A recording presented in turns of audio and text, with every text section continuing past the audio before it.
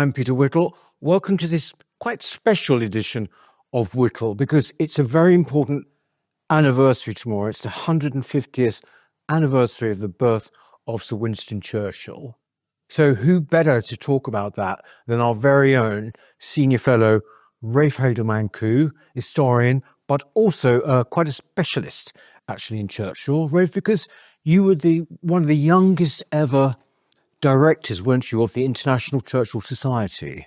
Yes, one of the youngest ever members. I joined as a teenager, and then later served on the board of directors of the ICS, and also was an executive member of the Churchill Centre as well, both of which were set up to ensure that the record remained fresh and accurate about Churchill, in essence to try to combat many of the myths that have existed actually since the foundation of the Centre and the Society back in 1968. Was this in Canada?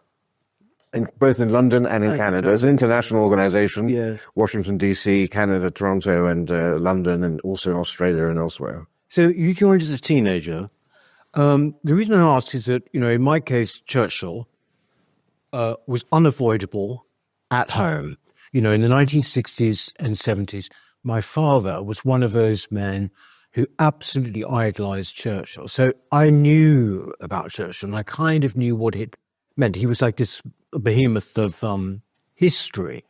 But what got you, why Churchill when you were a teenager in your case? I had seen some programs featuring him. I just found his oratory so inspiring. And it was really through the mastery of the English language and almost the musicality of his speeches and the powerful way in which they were formed that I had me, and also, of course, his iconic image, that bulldog spirit. And it just seems to me, instinctively, it seemed that he personified Britain, patriotism and traditions, all things which even when I was 13, I found very compelling.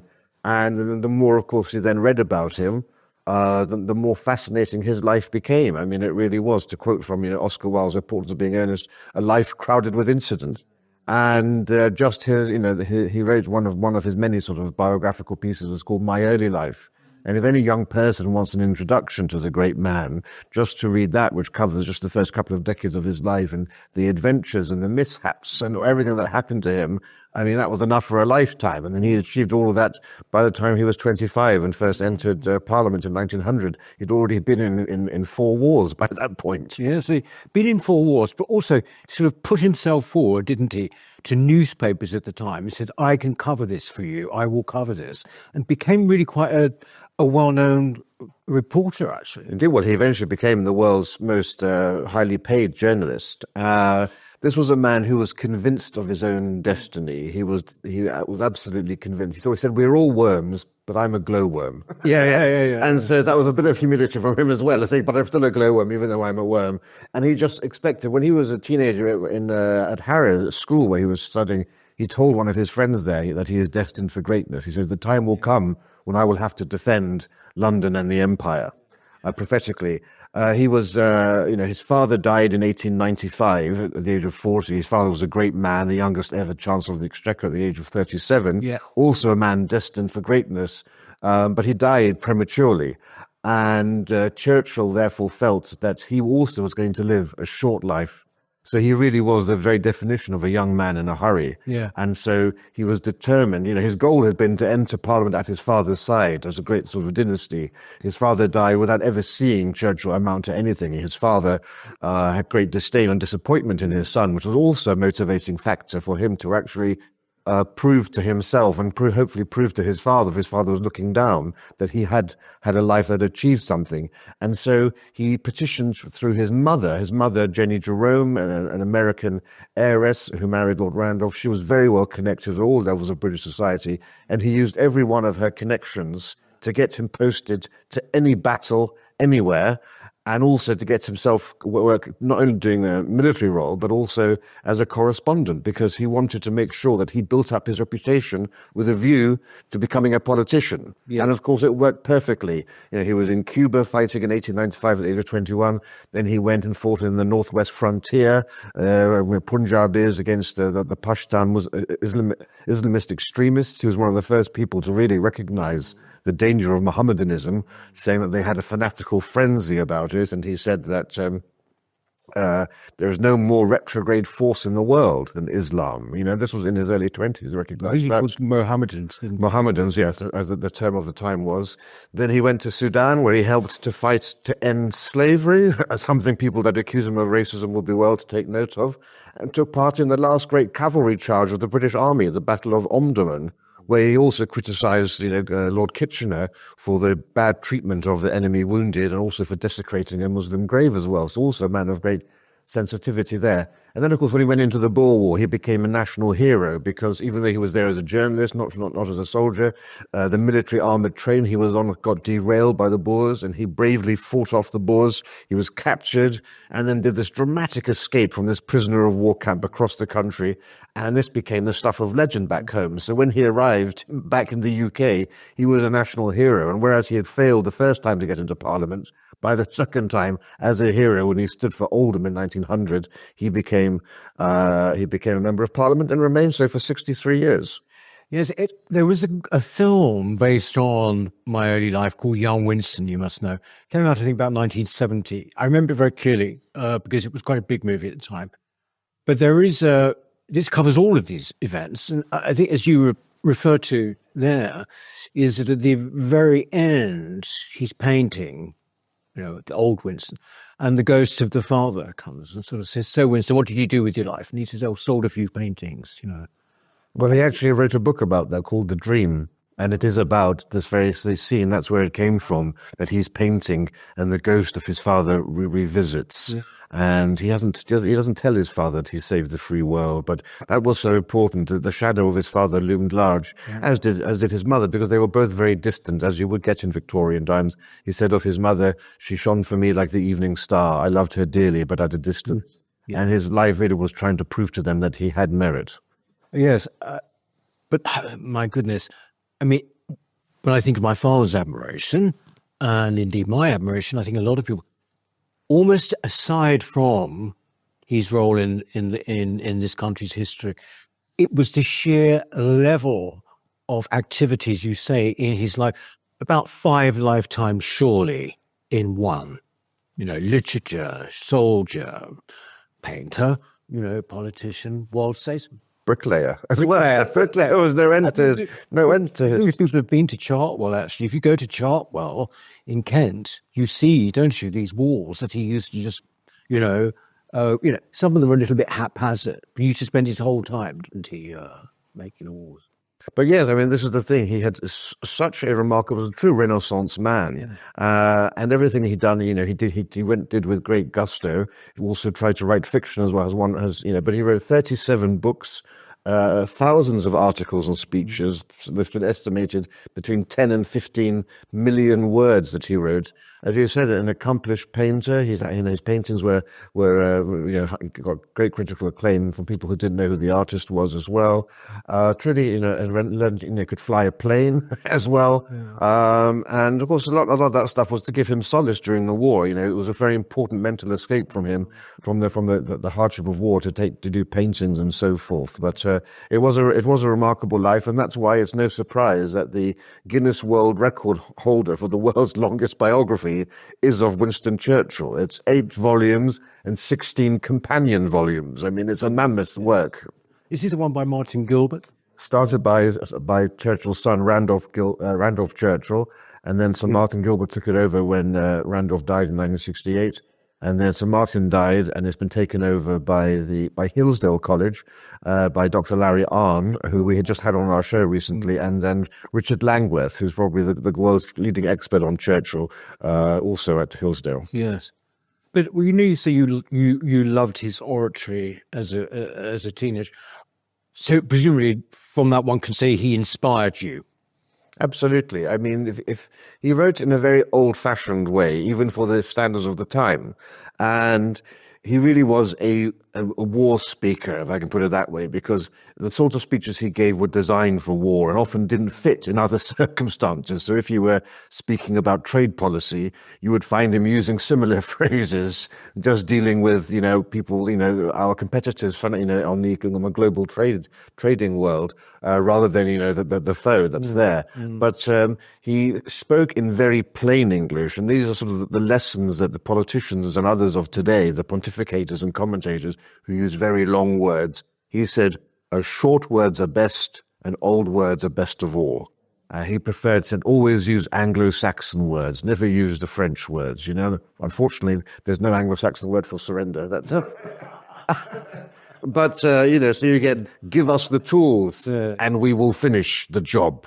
That sort of thing. And there was also a lyricism to his speech. He wrote them all as if they're poetry, the verse. And, he was a master of the rhetorical device. And he learned this from an American called Burke, who inspired him on this speeching style. But even when you hear the way that he speaks, in a sentence, you'll get the long words first, and then you'll get the shorter words at the end for added effect. So it was never in the field of human conflict was so much owed by so many to so few. But then the lyricism, when he was talking about the America and Britain becoming closer, he said, nothing can stop it, like the Mississippi, let it roll on. Let it roll on full flood, inexorably, irresistibly benignant to broader lands and better days. And there's just a natural rhythm to it all, which is very infectious. Yes. I believe that Orwell, actually, I'm not sure of the book, it might have been the Second World War book, but Orwell was asked of his opinion of the book, and he said, it's the work of a human being, which I think sums it up, Ray. You said a kind of sense of coming straight from him, straight from the heart. Of course, Orwell also famously wrote an essay about the importance of English and said, never say utilize when you can say use. There's no need to say utilize ever. And I always try to make sure that you do say things like that because you're trying to convey messages and information to the public.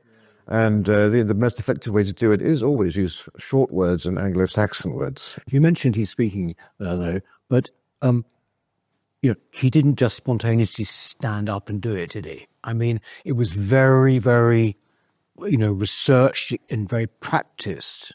I think was it not one bad experience when he was young?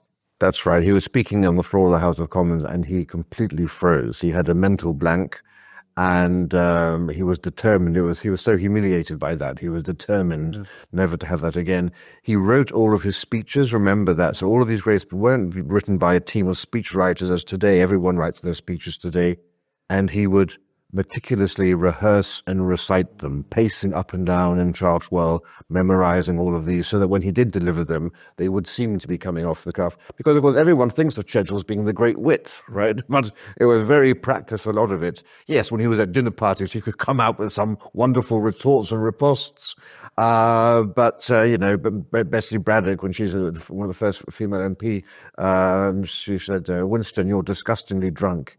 He says, yes, Bessie, but you're disgustingly ugly. And in the morning I will be sober. You'll still be disgustingly ugly. That sort of thing was great. But yes, but it's difficult because unfortunately we didn't have recordings in the House of Commons at those times. So the electricity on the floor of the House of Commons in 1940, when he was delivering some of the finest speeches ever written, we will never have that, because when you listen to the recordings of him today, these were made after the Second World War by, I think it was Decca Records. And it's Churchill in a recording studio as an old man simply reading these speeches. Now, there's no water fight, and so you lose a lot of the passion. And so some of the speeches can sound quite monotonous when he speaks them, because it's a very different environment to being there in the charged floor of the House of Commons. We're talking about him. Actually, yes, Ollie, you can put up a picture now. Actually, this is the kind of iconic picture, of him by Cache of Ottawa, which is this, everyone knows this image. And I think that what is one of the most important questions about Churchill, because we're talking about him in this iconic way at the moment, is, and I'd really like to know what you think. If there hadn't been 1940, right, because let's take the bit up there. Would he just be regarded now as a very interesting failure? Precisely. That's the way to describe it. He would have had a remarkable life, but doomed to the same failure as his father was. It was that year. I mean, there are many reasons why Churchill was a great leader, but the key thing is, there are very few moments in world history where the phrase "cometh the hour, cometh the man" was more appropriate. And I don't think there was ever a case in world history when the future of a civilization rested briefly upon one man's shoulders. And that's what happened between May 1940 and June 1940 with the invasion of France and the Dunkirk, all the way through to June 1941, Operation Barbarossa, when Hitler invaded Russia.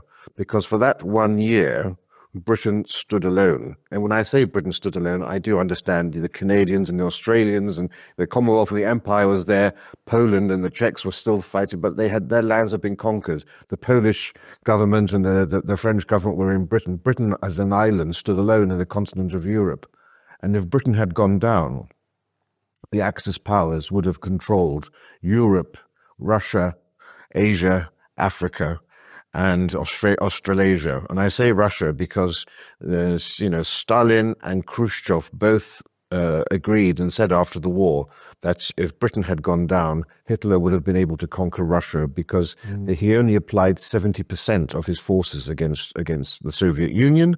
And they said if he had actually directed 100% of his forces against the Soviet Union, then we would have gone down. And that meant that the entire world, apart from the Americas, would have been under the control of the Axis powers, including Japan and Asia, of course. And then you're in a different world entirely. Some people say, well, because of obviously the British scientists were also involved in the Manhattan Project in America as well. So then, there's every possibility that Germany would have developed the atomic bomb before the Americans did, because they relied so much on British tube alloy experts. And so even the Americans would have been living at the point of a gun, and world history would have been an entirely different thing altogether. So for that 1 year, it was only Churchill's iron-willed, resolute determination that kept Britain in the war effort, because if you had had somebody else as prime minister at that time, say Lord Halifax, often called Holy Fox, it seems quite obvious to me that he would have sued for peace. And the problem there, of course, is that Hitler tore up every single peace treaty he'd ever signed. He went into the Rhineland, he went into the Sudetenland, he tore up the Munich Agreement, and when they got all of Czechoslovakia, he then tore up the Nazi-Soviet non-aggression pact not to invade Russia. Every peace treaty he signed up. Britain and France knew this. That's why when Hitler made peace offerings to France and Britain, they knew why that was. Hitler couldn't get domination over the area over Britain. He wanted he stupidly believed he could take out Russia in a matter of days, knock Russia out of the war, one of the great errors of world history, military history, and then coalesce your forces and direct everything against Britain and so forth. And, Churchill kept that flame of freedom flickering for that 1 year until we get the miracles of Russian involvement and then, of course, American involvement in the Second World War, which turned the tide and essentially signed the death warrant for Hitler.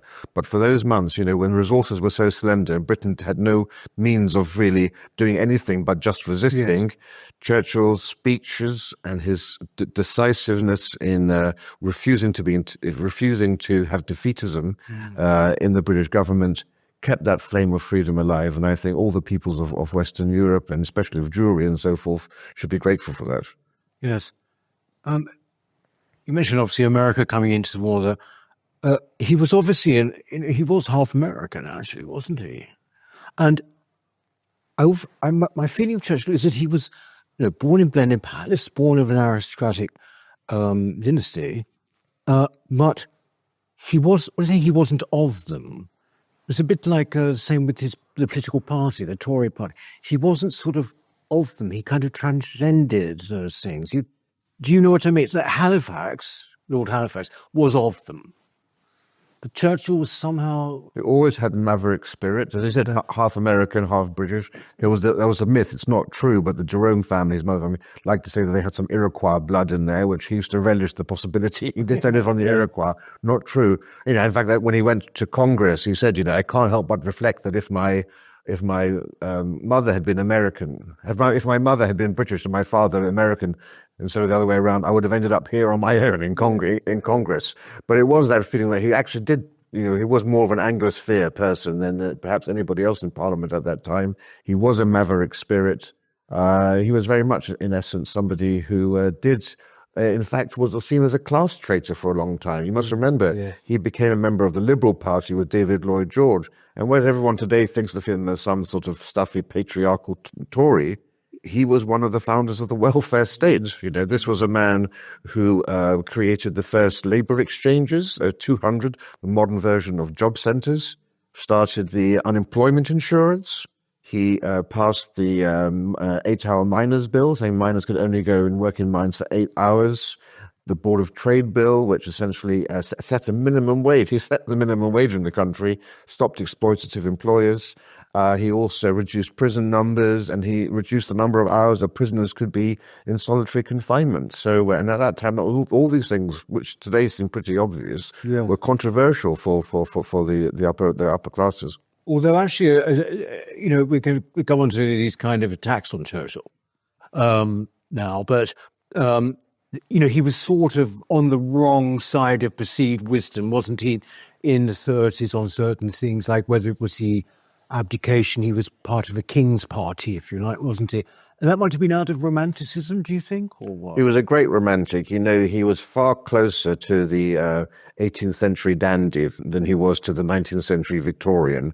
I mean, he would openly weep. This is a person who would cry at, watching a cheap movie, or it would be the reception of the crowds, or when he was learning of the horrors of what was happening in the Second World War. It's difficult to imagine, his father or Victorian doing that, but Lord Nelson was weeping as well, very much, and Lord Nelson was one of his great idols, and in life. So he was a great romantic, but he, of course, there are many reasons you can criticize Churchill. There are many valid criticisms you can make about Churchill. Churchill on India, Churchill as Chancellor of the Exchequer, tying Britain to the gold standard. You've got the abdication crisis of Edward VIII. You've got the Dardanelles campaign in the First World War and Gallipoli.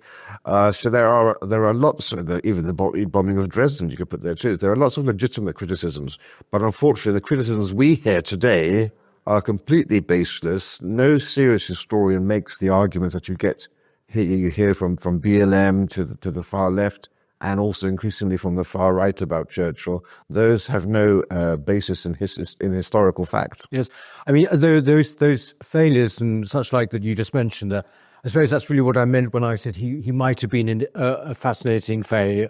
What you're talking about now, I mean, these criticisms. Most recently, we've had this, frankly, Rafe, it seems like a complete non-entity of a historian, seems to me. I'd never heard of him. Darrell Cooper, pretty much was saying he was the villain of World War II.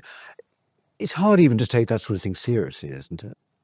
Well, if you are calling Churchill the villain of World War II, you've gone down a very dark rabbit hole indeed. I think. I mean, it doesn't even deserve. It doesn't deserve addressing. Darrell Cooper is not a recognized historian. None of the serious historians of Churchill, Andrew Roberts or Neil Ferguson, people on the right like Victor Davis Hanson, they've all debunked his claims. I've debunked his claims as well. For some reason, Tucker Carlson called him one of our greatest historians. The man's never written a book in his life. Nobody knows of him apart from in certain areas of the internet and so forth. But there are, but it's not just Darrell Cooper. In India now, there are lots of these journalists posing as historians who've written these potted histories, accusing Churchill of the Bengal famine, for example. Can you clarify, the general attitude to India and indeed the Bengal famine? Was Churchill blamed this? Because this is always brought up now, isn't it? Whenever Churchill comes up, people want to discredit him. It's brought so the Bengal famine, where over 1 million people died, was due to a cyclone that hit Bengal during the Second World War. Was never cited as something that Churchill was responsible for until the last few decades. So it's only been recently that this has come up. And this was because of a badly written book by a woman called Mukherjee, I think it was called, in Churchill's Secret. And she made all of these crazy claims in this book, and then the leading Indian expert on famines completely destroyed it, an Indian chap, and said she's using data from two little areas You can't do it. You can't write a book based upon this sort of thing.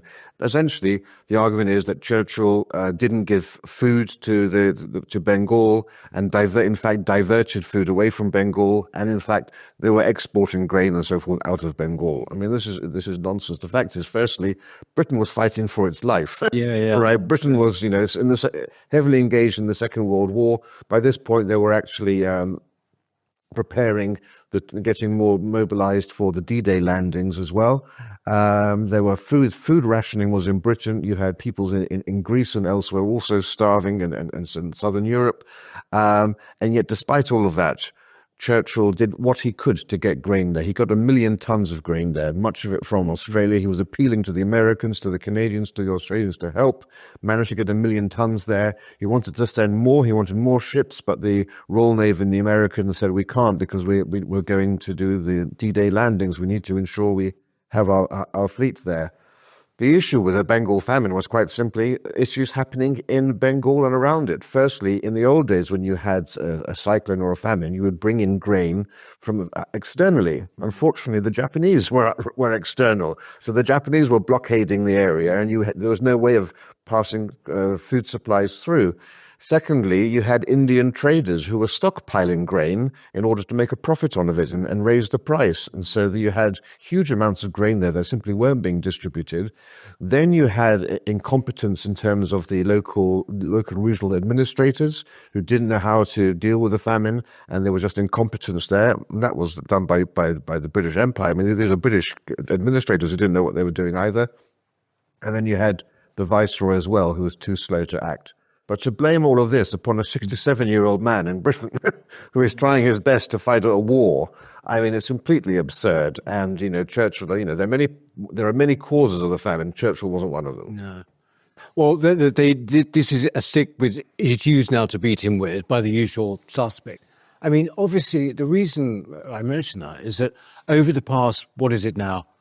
I'd say, 4 or 5 years, since the Black Lives Matter thing, but essentially, we've had this assault on our history.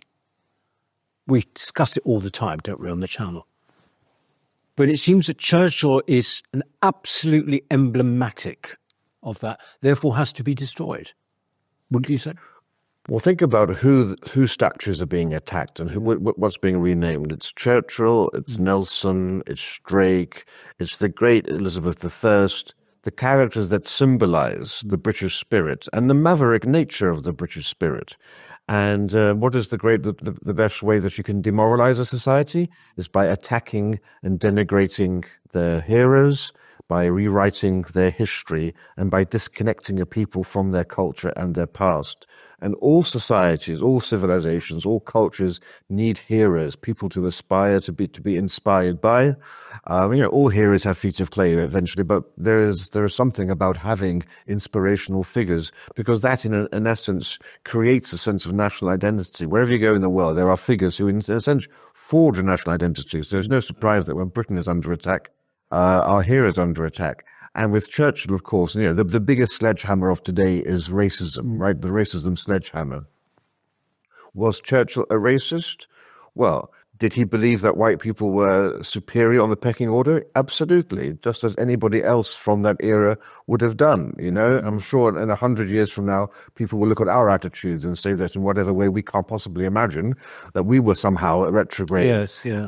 But the fact was, he was born into a Darwinian age when people did mean it. It was quite seriously believed that there was a hierarchy of the races. Whether as reprehensible as that is, that was the prevailing view of the time. But for Churchill, the idea was, with that status comes responsibility, and there was a duty to civilize the world and to bring the benefits of the West to the rest of the world through medicine and infrastructure and government and civil service, and spread the blessings wider still.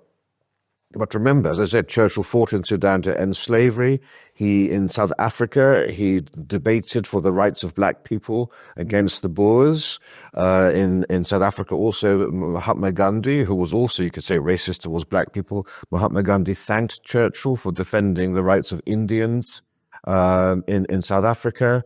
During the Northwest frontier, he was fighting to defend the Punjabis against radical Islam, and was fighting alongside the Sikhs. Yeah. And when one of his fellow Sikh soldiers was wounded, he risked his life with another chap to drag the Sikh soldier to safety.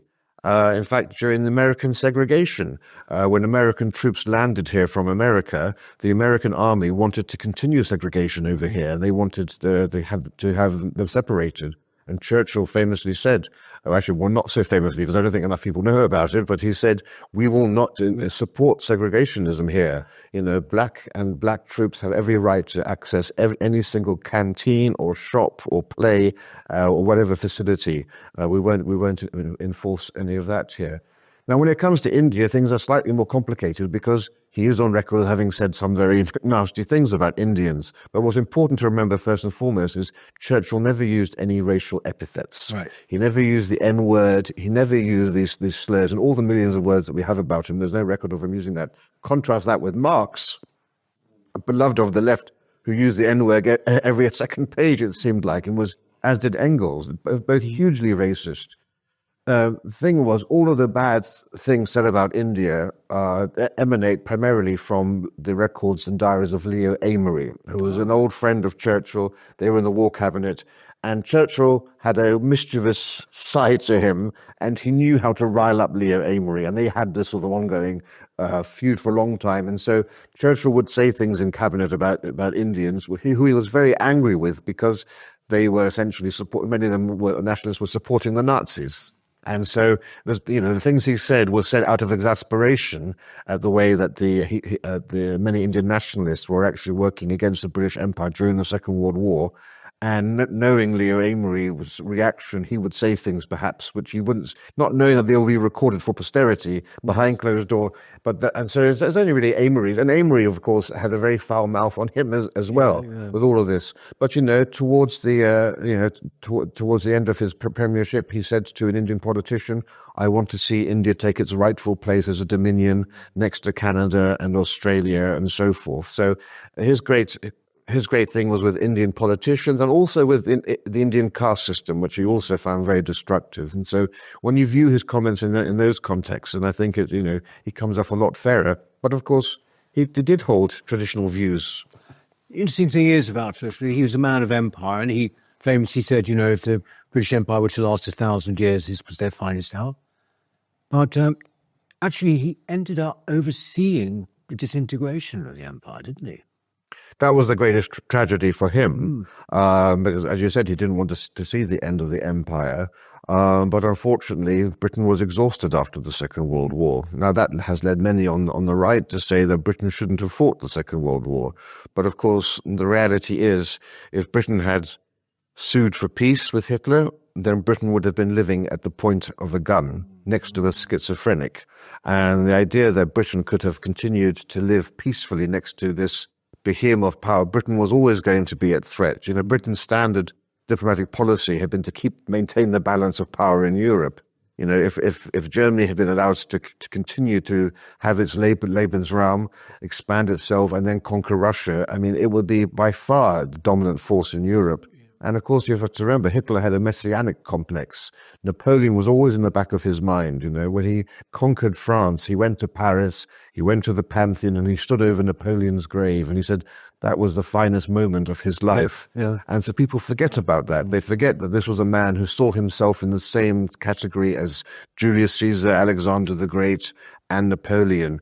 And Napoleon was never able to conquer Russia. Napoleon couldn't conquer Britain. Hitler absolutely would have done that to secure his global legacy. So, of course, it did lead to the liquidation of the empire, although that would have happened inevitably. It was certainly stopped by a few decades, I would have said. But also, for those who say that Churchill shouldn't have gone into the war because we lost the empire, well, what would that have meant for the peoples of Europe? What would that, would we have just sat by watching the mass extermination of an entire race, watching the enslavement of the Slavs, the Poles, Ukrainians, Belarusians, Russians themselves, being liquidated? The empire may not have been liquidated, but millions of people would have been liquidated on the continent. Could we have, in good conscience, have lived with all of that? The thing is, it's also arguing the wrong point, isn't it? It's like, that wasn't the reason for going into the war. It was a territorial thing. You're defending your territory. It's not actually about, okay, that was one of the that, as you say, exhausted us. That led to the empire going, but that wasn't the reason. But also, critically important, if Britain had listened to Churchill in the 1930s, then the empire would not have been liquidated, because Churchill had been warning. He was one of the early voices, but the first prominent voice to warn about the rise of Nazism and the rise of Hitler. And he always had a policy, ever since the First World War, when he built up the British Navy, because he also foresaw the rise of the Kaiser as a threat. Maintain the strongest military possible, the armaments. That's how you stop war. You stop war by showing, something the West could still learn today. Show your strength, be confident and assertive, and the bullies will back down. And it was the failure of Britain to actually rearm. Chamberlain's to our Air Force and our Navy and so forth. Well, the Navy was still the biggest in the world, but could have been stronger. The Air Force and the military. That was why Hitler felt emboldened to carry on as he did. And so remember, Churchill wasn't Prime Minister when the war broke out. He became Prime Minister on May the 10th, 1940. So had Churchill been in power earlier, then he may not even have had the Second World War. Yes. Well, after the war, of course, he was thrown out in that landslide for Labour. What was it? I think his wife said, didn't she, Clementine, it's the blessing in disguise. And he said, it's very well disguised at the moment. Yes. I mean, what was his attitude? Well, yes. I mean, King George VI, the father of Prince Elizabeth II, after Churchill was kicked out of office, he said, wanted to give him the Order of the Garter. And Churchill said, I can hardly accept the Order of the Garter from His Majesty when his people have just given me the Order of the Boot.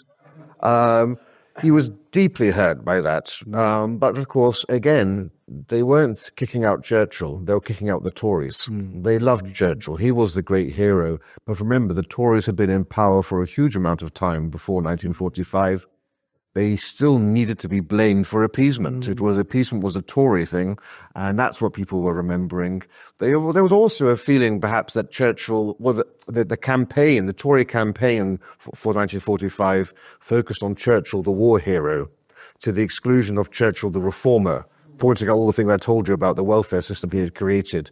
And people were too concerned that he might be too focused on foreign affairs when they wanted the 45 government to focus on rebuilding Britain. Yeah. And that's what Labour and Attlee were offering them. And of course, then you did get, Churchill said, well, you can't have a socialist state without some form of Gestapo. And that did a lot of damage to him. Although today, we might perhaps say that he was actually quite prescient, just a few decades too early and all of that. Which is another point, Churchill's foresight. This was a man who saw the rise of radical Islam when he was 25. This was a man who saw the clouds of war looming over Europe before the First World War, prepared the Navy for that. We had the best prepared Navy when he was First Order of the Admiralty. This was the man from the 30s, his years in the wilderness, warning about Hitler, constantly getting secret information from about Germany's rearmament of planes. And this was the man who immediately upon the end of the war coined that great phrase, from Stettin in the Baltic to Trieste in the Adriatic, an iron curtain has descended across the continent. Churchill was the first person to understand the threat that the Soviet Union and Stalin posed to the West. In fact, what people don't realize, I think, is that, because a lot of people say, well, he went into bed with Stalin. When Hitler invaded Russia, Churchill said on the floor of the House of Commons, if Hitler invaded hell, I would make a favorable reference to the devil in the House of Commons. And the first thing he wanted to do once Germany had been vanquished is launch Operation Unthinkable, which was actually to get all of the Allied forces in Europe to carry on the war, but turn it against Russia, to push Russia out of Poland, out of Central Europe to its own borders. And he desperately wanted the Americans to come in on that, but the Americans were essentially saying, look, we're exhausted, we'll never get the political support for doing something so radical, because they didn't see Stalin in those terms. But just think about how the post-war world would have been different if there had been no Iron Curtain and those countries had been free democracies in Central and Eastern Europe. So that's just one of the many ways in which he was actually the greatest man of the 20th century. Well, I would say that, probably up to this century, his shadow has basically loomed over all party politics. It's always, well, what would Winston have done? Or what would Churchill think now if he came back? All of that. It's very, very clear. There's one issue as well where he was evoked by both sides, which was the Brexit debate. what actually was his attitude? What was he proposing for Europe? Churchill never saw Britain as part of Europe, and this is where so much confusion reigns. He was for a United States of Europe because he saw the two greatest calamities of world history had been the First World War and the Second World War, both of which happened within 20 years of each other. And so he certainly thought that the French and the Germans and the Italians, and there should be some way to bring these countries together, still respecting their sovereignty, but having some way by which you can essentially ensure that you don't have another cataclysmic escalation of military and hostilities against each other. But that was not Britain's role. No. He saw Britain in terms of the Anglosphere. He saw an Anglo-American future. He saw a future of Britain, Canada, Australia, New Zealand, and America. Remember, he wrote that great history of the English-speaking peoples. He didn't consider himself a European by any stretch. Britain was, after it lost a lot of its power, he saw Britain as being that vital conduit between America and Europe, being able to perform that role. And so he said, famously in his speeches, that we are interested in Europe, but we are not of Europe. Of it. And that's the thing people should understand, because I think they confuse those two things.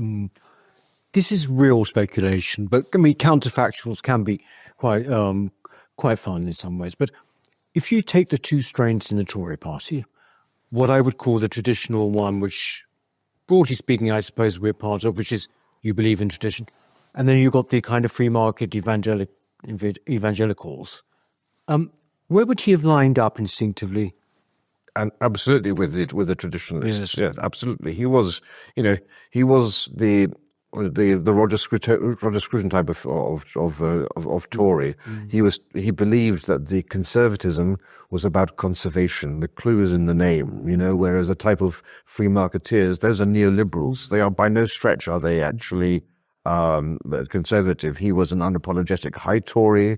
He was a romantic, and he was in his idea of history and politics, his idea of history, the heritage of this country, the greatness of this country, and of its peoples, infused all of his thinking. Was he actually even that interested in economics? Well, it's funny because he held 12 cabinet offices, every great office of state except for foreign secretary, which is strange because he would have been good there. Yeah. But he was Chancellor of the Exchequer, and he wasn't a very good Chancellor of the Exchequer. And he didn't know. He never had any great abilities or skills in that regard. As you know, he famously didn't go to university, so he didn't study PPE like anyone today did. He was an autodidact, so he did his own studying when he went to India and he was in the army, and he would read the great books in the tents. But he always had a chip on his shoulder that he didn't really know that much about things like economics and the subjects other people studied at university. But I think that there are lessons for people almost at every stage of their lives in Churchill's life, whether it's not going to university, right up to thinking at 67, the man becomes, essentially what goes up to a different level of statesmanship, becomes leader of the country. So, basically, I think it always gives people hope, should always give people hope and inspiration. In the 1950s, when he was, he was just retiring, so 1954, I believe. Famously, there was a painting, I think we're going to show it all here, actually. Here it is, yes, which was done, I actually think it's a great painting, but anyway, Graham Sutherland at the time did it. But Churchill hated it, didn't he? And it disappeared. Yes, so this portrait was a gift of the combined Houses of Parliament, and it was presented to Churchill at a great ceremony in Westminster Hall, and everybody was excited for this great unveiling. And then the portrait was on an easel. The curtain on the painting came down, and there were audible gasps from everybody attended there because, in Churchill's understanding, it was painted in sickly greens and yellows. He was as if he was 120. There was the suggestion of a fly button undone as far as his wife was concerned. And he was visibly hurt by it. But in typical Churchillian style, he looked at it and he said, "The portrait is a remarkable example of modern art." But then she could Clementine could see how hurt he was, and they took it back to Chartwell, and they as far as I know, they burnt it on the fire. And That's right. Yes, all that exists now are sketches. I would say. So, Rafe, like tomorrow, 150th anniversary, or you might actually be watching this today, this Saturday, the 30th of November. Should people do for two things, really? What book do you think they should read if they're going to read one? And also, for that matter, out of all the kind of different portrayals that there have been, which do you think gets nearest to him? So let's start with the book. What book would you say, yes, I'd read that? If you want to know more. Sure. Well, before I say that, I just also want to say, you said people can learn from his life. Yes. They can also learn from his character. If you want to succeed in life, Churchill's characteristics, his resilience, wherever things get you down, and nobody in the world had experienced more than he did, but his optimism all throughout it, and his infectious ability to actually, everyone loved to be around him because they felt so much better. Even during the Second World War, he gave them hope. So there are so many of those great qualities that he had of inspiring people and being someone who was doggedly determined to pursue their destiny in life and their goal and do whatever you can to achieve that. So as a leader, there's so much also people can learn from him if they read about his life. But in terms of books, so if you want to learn the best book introduction to Churchill from himself, it would be My Early Life, his own sort of fabulous history of his first early years. In terms of biographies written about him, the standout biography is by Andrew Roberts. Quite recent. Quite recent book. I happen to be in the acknowledgements, which I'm very happy to be about it too. That's a very good book. Also, Martin Gilbert wrote a very good one-volume Churchill Life. And there's also a 3-volume, but much more sort of reads like a work of, like a novel. William Manchester's The Last Line, also very, very, very good piece to read. And then what you asked about film. Films and portrayals, drama, because with TV, it's been some pretty good ones. So the very best program to watch is actually with Robert Hardy. It's called The Wilderness Years, and it covers basically the entire, from the great Wall Street crash of 1929 up until he becomes Prime Minister. And it's a multi-part series filmed in the 80s, but on ITV. Wonderful portrayal by Robert Hardy, who was a great actor. And there are some superb films. I mean, the best portrayal of Churchill I've ever seen was Gary Oldman. That's interesting. Gary Oldman. Yeah. In the Darkest Hour. It was such a remarkable portrayal of him physically. In terms of that's the closest I've ever seen anyone get to. Albert Finney wasn't bad. There was another film called The Gathering Storm in which he appears. That's very good. Richard Burton for the centenary did another film called The Gathering Storm. All of these. There's a lot of stuff out there, which is great. Also Simon Ward as a young Churchill in that film too. So there's no shortage of films. Worst portrayal, I would have to say, is there are two contenders for that. One is Timothy Spall at the London Olympic ceremony. He did a obnoxious impersonation of Churchill, and then there was in The Crown. People thought he was a very good actor. Oh, John Lithgow. Yes, and I think he was so hammed up. It was more of a pantomime Churchill. Yes, I agree with you about Gary Oldman. Actually, there were a couple of things in the film which weren't quite right. It was a little bit wokeified in some ways, but then you almost have to accept that now. But so basically, you'd say that Robert Hardy would be for someone who just wants to find out more. Robert Hardy. Yes, and nobody was more of a Churchillian than Robert Hardy. He was a great friend of the family and dedicated so much of his time to Churchill performances. I mean, by way of ending, Rafe, we've talked a bit about the criticism of him, but I'm glad we haven't actually, or the kind of the besmirching of him. But we shouldn't take too much time over them, I think, because they get enough time as it is. But you wrote our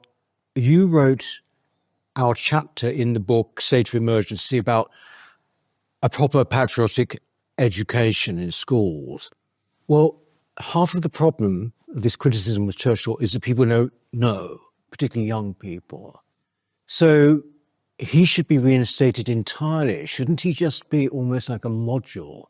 I would like to see that, of an educational Would you say? Oh, yes, I couldn't agree more. I mean, this is one of the great tragedies, is the fact that a quarter of children in this country think that Churchill is a fictional character, like Sherlock Holmes. And I think something like half of kids can't identify a picture of Churchill and say that was our Second World War leader.